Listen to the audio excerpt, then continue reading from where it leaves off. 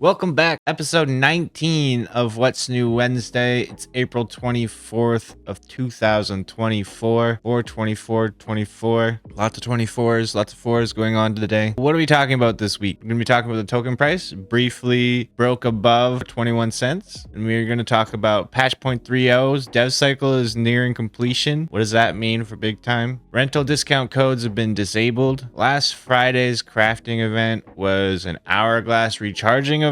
We have the weekly leaderboard challenges, and Big Time put out a blog teasing its new first time user experience and Epoch City. We also have the midweek madness event to cover, and finally today Big Time made changes to the Stygian crafting challenge. So there's lots of stuff to talk about this week. What we always talk about first, token price. Last week we said that Big Time would have to break either above or below this range of 21 cents and 14 cents in order for us to know if we're going to be moving upwards or downwards. We kind of were bouncing on this range of 21 cents, but on Tuesday, which is yesterday, there was a huge pump all the way up to 27 cents. But that was a very brief, pretty much instantly went back down to about 21 cents, and kind of remains to be seen if that was just a liquidity grab and whether or not that actually caused a change of character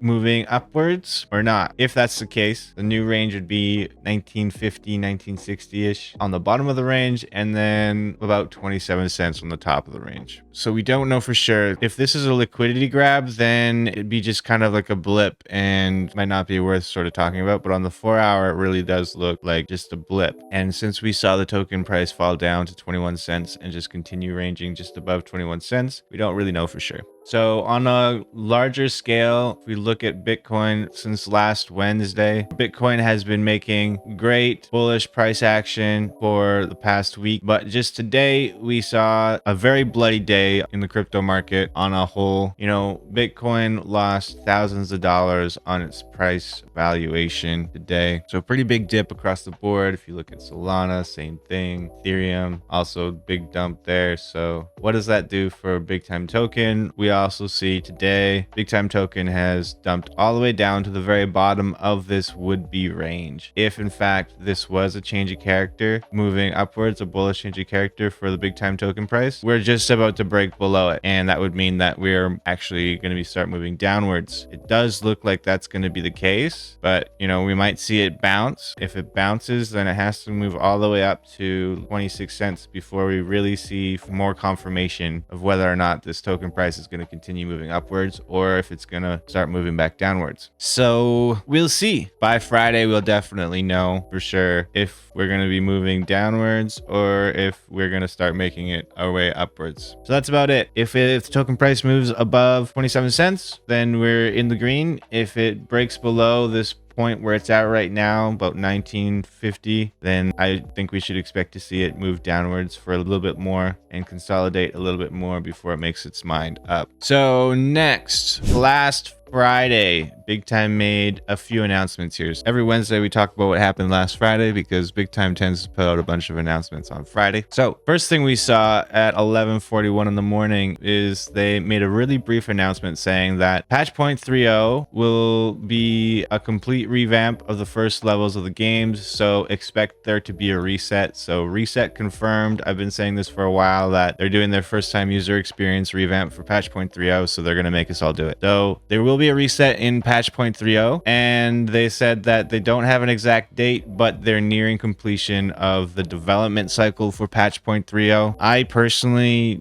don't think that they're gonna push this patch out until after leaderboard 4 is over, simply because, you know, people are running prestige dungeons in order to be able to loot the Big Time tokens so that they can craft, and making everybody start from zero in the middle of a leaderboard, in my opinion, would make it really hard on players who are crafting and playing the game in order to craft. So I personally don't think so, but who knows? What do you guys think? If you're watching this in the future, do you think Big Time is going to reset? A lot of people are concerned about their cracked hourglasses. Are their cracked hourglasses going to reset? Because this will be the first reset we've had since the economy has come out. So people are concerned, are their cracked hourglasses going to disappear? Are their mod chips going to disappear? Are their schematics going to disappear? It's another reason why I'm pretty certain that they won't do a reset, because people are collecting schematics and those reset while they're still trying to craft a Stygian, and the Stygian crafting challenge is still happening, or the Easter crafting challenge is still happening. Then that would screw a lot of people over. So there's a few things that sort of hint towards me thinking that patch 0.30 won't come out until the end of the leaderboard, but who knows? They might just find a way to make sure that those things don't reset. Cracked hourglasses, your schematics, your mod chips. What do you guys think? If you guys are watching this in the future, make sure you throw down a comment and let me know if you think that your cracked hourglasses are safe or not. Hey guys, it's April 26th of 2024. It's Friday. I just wanted to make a quick update explaining some more information to do with patch 0.30. So thought it would be important to include this in this video before I published it. Pretty groundbreaking, it's pretty game changing. They said that they've confirmed what items will be getting wiped. They've confirmed that cracked hourglasses are going to be wiped, schematics and mod chips are going to be wiped. This is a huge surprise to me. Mod chips are something that pretty much have to buy in game in order to be able to keep up with the crafting, in order to be able to keep up with running prestige dungeons.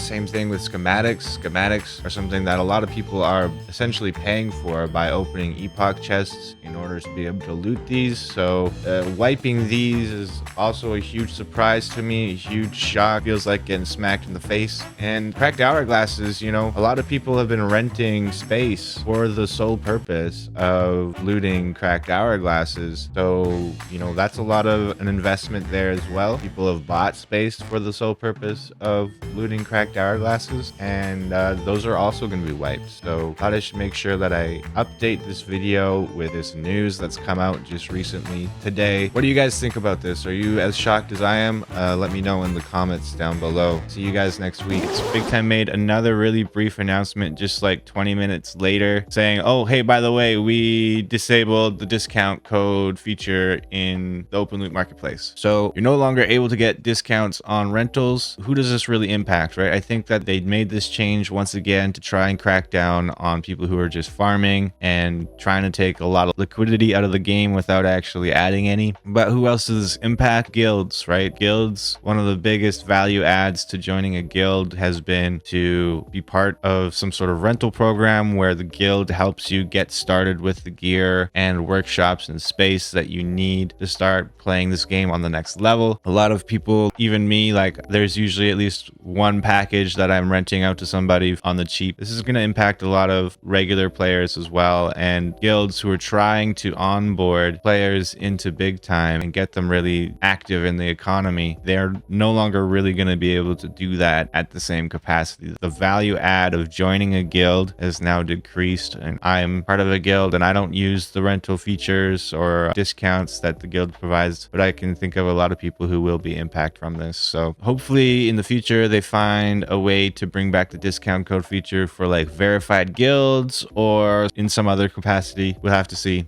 Next, last Friday, Hourglass Recharging Rush. So every Friday they put out some sort of crafting challenge. Well, this week it's really a recharging challenge. Pretty straightforward. Over the weekend, we got these recharging bonuses. We get 50% more Time Warden XP. We get double leaderboard points on our recharges, and we get 20% less mod chip cost. So I put on a few long charges, a few medium charges over the weekend, which was great. Tried to roll for some decent bonuses. Didn't really get a whole lot. Moving on. Next, we have the week 4 leaderboard challenges here. Loot 250 raw shards in game to get 2,000 leaderboard points. Pretty straightforward. Meh. Craft 2 rare onyx throne chest pieces for 13,500 leaderboard points. That's a pretty juicy amount of leaderboard points, especially if you're already crafting those items. I would have to craft those up from common or buy some uncommons, and I don't have the option to be able to do either of those, so I'm not going to be able to participate in this one. Craft 3 hourglasses of rarity or higher. That's a pretty difficult thing for only 6,000 leaderboard points, especially because there was just that recharging event over the weekend, right? So most of my time wardens are actually jammed up doing recharges right now, long charges. So I don't know if I'm going to be able to craft 3 of these rares either, rares or higher. I have enough hourglasses to craft a rare and an epic, but I've only got 1 rare time warden right now and 1 legendary time warden. So probably won't be able to do this one either. That's it for the weekly ones. Pretty straightforward. Then we have this medium article. They put out this medium article and it doesn't really have a whole lot of substance in here. So they talk about how the first time user experience has been improved to do a better job at captivating users and to have like more storyline and plot,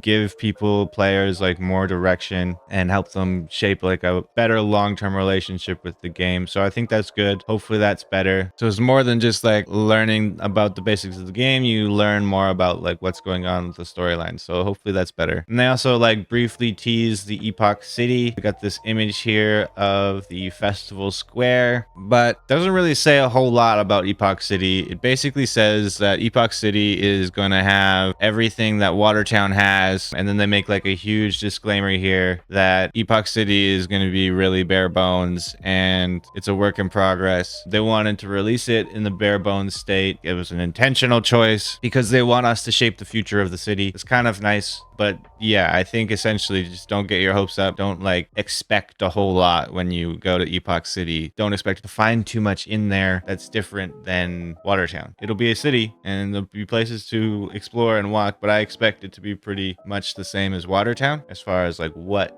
you can do inside of it. We have Midweek Madness. Midweek Madness. This is a pretty good one. It started yesterday on Tuesday, like it always seems to do. It costs 50% less refined shards, and it gives you 50% more workshop XP when you're crafting Astral Edge all the way up to Legendary, or the Cosmic Dominion Head all the way up to Legendary. So that's a pretty good little bonus if you're crafting those things already. Hopefully you're able to take full advantage of this Midweek Madness thing ending Thursday. So it'll be past tense most likely by the time the video comes out, but hopefully you guys were able to participate in that. And then we have the final thing, guys. They mentioned that they were increasing the Stygian spawn rate. He hasn't really seen that yet, so hopefully that is a work in progress. But let's talk about this. So they made some changes to the Stygian crafting event. A while ago, they put out the crafting event. It's been a while now, and it was for the Stygian mythic legs and mythic title. We had to craft all 200 of each of those in order to unlock the next recipe. Well, they just adjusted it so that now we only need to craft 100 of each of those in order to unlock the next recipe. So what does that really mean? We are pretty close to seeing 100 of each of those being crafted out by now, so we'll see those recipes continue. But what happens next? If we unlock the next recipe, all that's going to do is it's going to increase the options of schematics to drop in the Stygian Epoch chest. So what we'll see is it'll be harder to loot the remaining titles, the remaining legs, and also harder to loot the new schematics, the chest piece, or whatever the next recipes are going to be. So what it's going to result in is it'll soon be harder to loot the schematics that you want. If you're trying to craft Stygian and you say only have 15 or less recipes, well, the remaining 15 or 20 recipes that you're going to need are going to be harder to get because you're also going to be looting the next crafting recipe as well. So that's kind of my thoughts on that. What do you guys think about these changes? Are you still going to be trying to push for the Stygians? Let me know. And that's it for this week, guys. So thanks everybody